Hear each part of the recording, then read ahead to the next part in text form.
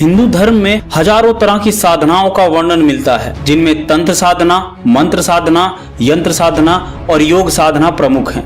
ये सभी साधनाएं सिद्धियां प्राप्त करने में सहयोगी होती हैं। वैसे हर एक साधना का कनेक्शन किसी न किसी मंदिर या किसी न किसी आस्था से हमेशा से जुड़ा रहा है। आज की इस वीडियो में हम खजुराहो मंदिर में उपस्थित नग्न मूर्तियों के पीछे के रहस्य के बारे में बात करेंगे, जो कहीं न कहीं हमें आध्यात्मिक रूप से जोड़ती हैं।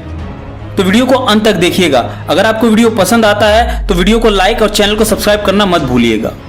मध्य प्रदेश में बना खजुराहो मंदिर कला का अद्भुत नमूना है, लेकिन इस मंदिर को यदि किसी बात से सबसे अधिक जाना जाता है तो उसका कारण है इस मंदिर पर बनी नग्न मूर्तियां। जो भी व्यक्ति इन मूर्तियों को देखता है उसके मन में एक ही सवाल उठता है, आखिर संभोग की अवस्था वाली मूर्तियों को मंदिर के ऊपर स्थान क्यों दिया गया? क्योंकि मंदिर को एक पवित्र स्थान माना जाता है। तो ऐसा क्या कारण रहा होगा कि इतिहासकारों ने नग्न मूर्तियों को इस मंदिर में स्थान दिया?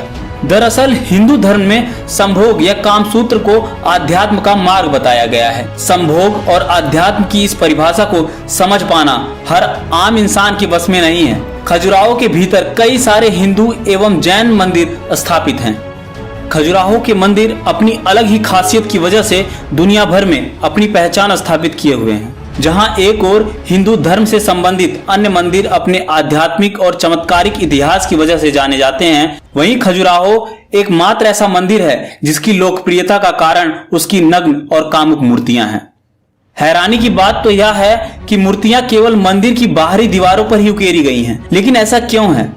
मंदिर की दीवारों पर ऐसी कामुक मूर्तियों के पीछे का क्या उद्देश्य हो सकता है? क्या इसका भी कोई आध्यात्मिक कनेक्शन है या फिर ये मात्र एक कला है? कुछ लोग इन मूर्तियों को पूर्णतः आध्यात्मिक करार देते हैं तो कुछ इसे बेहद कामुक करार देकर इस बात पर जोर देते हैं कि इन मूर्तियों को ढक देना चाहिए। लेकिन स्पष्ट तौर पर ऐसी नग्न मूर्तियों को मंदिर की बाहरी दीवारों के ऊपर उकेरे जाने के कई कारण सामने आते हैं, जिन्हें बेहद प्रभावी मानकर स्वीकार भी किया गया है।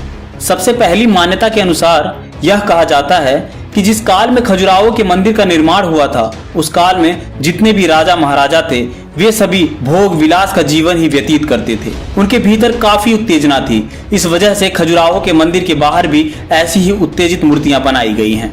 दूसरी मान्यता यह कहती है कि प्राचीन काल में सेक्स संबंधी व शिक्षा देने का कोई सार्वजनिक माध्यम नहीं था। आज तो हमारे सामने इंटरनेट है और टेलीविजन जैसी सुविधाएं हैं, लेकिन पहले ऐसी कोई भी सुविधा उपलब्ध नहीं थी। इसलिए यह केवल सेक्स की शिक्षा देने के लिए बनाई गई मूर्तियां हैं। प्राचीन कला में मंदिर ही एकमात्र ऐसा स्थान था जहां सभी लोग जाते थे, इसलिए यह लोगों तक सेक्स की शिक्षा को पहुंचाने का एक माध्यम बन सकता था। तीसरी मान्यता कहती है कि मोक्ष प्राप्त करने के लिए मनुष्य को चारों मार्गों को पार करना होता है, जिनमें धर्म, अर्थ, काम और योग शामिल हैं। यही वजह है कि काम की सही शिक्षा प्रदान करने के लिए खजुराहो के मंदिर के बाहर ऐसी कामुक मूर्तियां उकेरी गई हैं, ताकि मनुष्य मोक्ष प्राप्त करने के मार्ग पर और आगे बढ़ सके। चौथी और आखिरी मान्यता यह है कि जब खजुराहो के मंदिर का निर्माण हुआ था तब बौद्ध धर्म अपने चरम पर था। उसका प्रचार प्रसार बहुत तेजी से किया जा रहा था। ऐसी स्थिति में हिंदू धर्म की रक्षा के लिए इस मंदिर के बाहर कामुक मूर्तियों को उकेरा गया। चंदेल शासकों का यह मानना था कि सेक्स एक ऐसा विषय है जिसके प्रति सबसे ज्यादा आकर्षण रहता है। इसे मंदिर से जोड़ने का अर्थ यही था कि लोग मंदिर यानी हिंदू धर्म के प्रति आकर्षित रहें। वैसे तंत्र ने सेक्स को स्पिरिचुअल बनाने का दुनिया में सबसे पहला प्रयास किया था। खजुराहो में खड़े मंदिर, पुरी और कोणार्क के मंदिर इसके सबूत हैं। कभी अगर आप खजुराहो जाएं तो उनकी मूर्तियों को ध्यान से देखिएगा, आपको एक अद्भुत अनुभव होगा। पहली बात तो यह है कि नग्न प्रतिमाओं को देखकर भी आपको ऐसा नहीं लगेगा कि उनमें जरा भी कुछ गंदा है, जरा भी कुछ अगली है, जरा भी कुछ अश्लील है। नग्न मैथुन की प्रतिमाओं को देखकर कहीं भी ऐसा नहीं लगेगा कि कुछ कुरूप है, कुछ गंदा है, कुछ बुरा है, बल्कि इन नग्न प्रतिमाओं को देखकर एक शांति, एक पवित्रता का अनुभव होगा, जो बड़ी हैरानी की बात है। कहा जाता है कि ये प्रतिमाएं आध्यात्मिक सेक्स को जिन लोगों ने अनुभव किया था उन शिल्पियों से निर्मित करवाई गई हैं। उन प्रतिमाओं के चेहरों पर आप एक सेक्स से भरे हुए आदमी को देखें, उसकी आंखें देखें, उसका चेहरा देखें, वह घिनौना, घबराने वाला कुरूप प्रतीत होगा। उसकी आंखों से एक झलक मिलती हुई मालूम होगी जो घबराने वाली और डराने वाली होगी।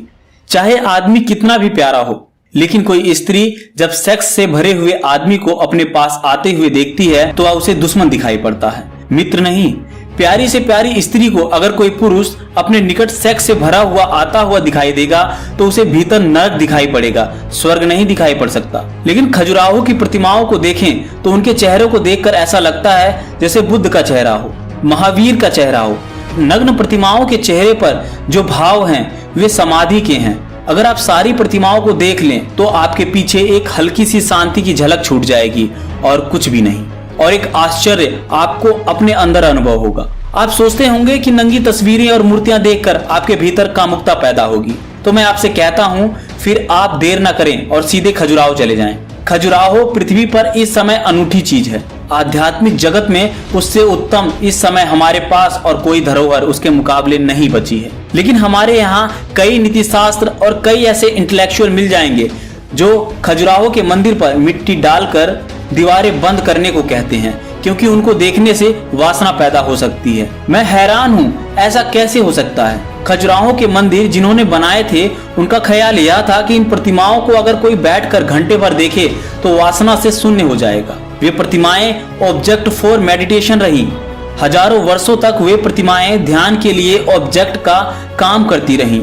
जो लोग अति कामुक थे उन्हें खजुराहो के मंदिर के पास भेजकर उन पर ध्यान करवाने के लिए कहा जाता था कि तुम ध्यान करो, इन प्रतिमाओं को देखो और इनमें लीन हो जाओ। अगर इन नग्न प्रतिमाओं को कोई घंटे भर तक शांत बैठकर ध्यान मग्न होकर देखे तो उसके भीतर जो मैथुन करने का पागल भाव है वह विलीन हो जाता है। खजुराहो के मंदिर, कोणार्क और पुरी के मंदिर सारे देश के गांव में होने चाहिए। जिस भी आदमी का मन सेक्स से बहुत ज्यादा भरा हो वह जाकर इन पर ध्यान करे और वह हल्का लौटेगा, शांत लौटेगा। तंत्रों ने जरूर सेक्स को आध्यात्मिक बनाने की कोशिश की थी, लेकिन इस मुल्क के जो नीति शास्त्री हैं उन दुष्टों ने उनकी बात को समाज तक पहुंचाने नहीं दिया। वे मेरी बात भी पहुंचने नहीं देंगे। हो सकता है नीचे आप कमेंट में मुझे गालियां दे रहे होंगे, लेकिन कहते हैं ना, साच को आच नहीं। आप तरह तरह के शब्दों का प्रयोग करें, लेकिन यकीन मानिए अगर आप ध्यान से सोचते हैं तो आपके अंदर जो परिवर्तन होगा उसकी आप कल्पना भी नहीं कर सकते। जब भी आप किसी विशेष चीज के प्रति ध्यान आकर्षित करेंगे, अपने आप को ध्यान मग्न करेंगे, तो आपके अंदर जो परिवर्तन होगा उसका कोई जवाब नहीं है। हाँ, हो सकता है आप अपनी फ्रस्ट्रेशन गाली के माध्यम से नीचे कमेंट बॉक्स में लिख दें, परंतु मुझे उससे कोई फर्क नहीं पड़ता है, क्योंकि मैं हर उस बात को आप तक पहुंचाना चाहता हूं जो सत्य है, जिससे आपका जीवन बदल सकता है, जो पूर्णतः वैज्ञानिक और तर्कपूर्ण है, जिसका कोई ना कोई प्रयोजन है। तभी आपके सामने उन वीडियो को प्रस्तुत किया गया है। मुझे यह फर्क नहीं पड़ता कि लोग मेरे बारे में क्या सोचते हैं, राजनीतिज्ञ मेरे बारे में क्या कहेंगे, नीति शास्त्र क्या सोच रहे होंगे। जो सच है वो मैं कहता रहूंगा, उसकी चाहे मुझे कुछ भी कीमत क्यों न चुकानी पड़े। आशा करता हूं आपको वीडियो पसंद आई होगी। पसंद आई है तो वीडियो को लाइक और चैनल को सब्सक्राइब करना मत भूलिएगा। और अगर आपके मन में कोई संशय है, आपको लगता है कि मैं झूठ बोल रहा हूं, तो आप एक बार खजुराहो अवश्य जाइए। आपके विचार स्वतः ही बदल जाएंगे। मिलता हूं किसी और वीडियो में किसी और नई जानकारी के साथ। तब तक के लिए नमस्कार।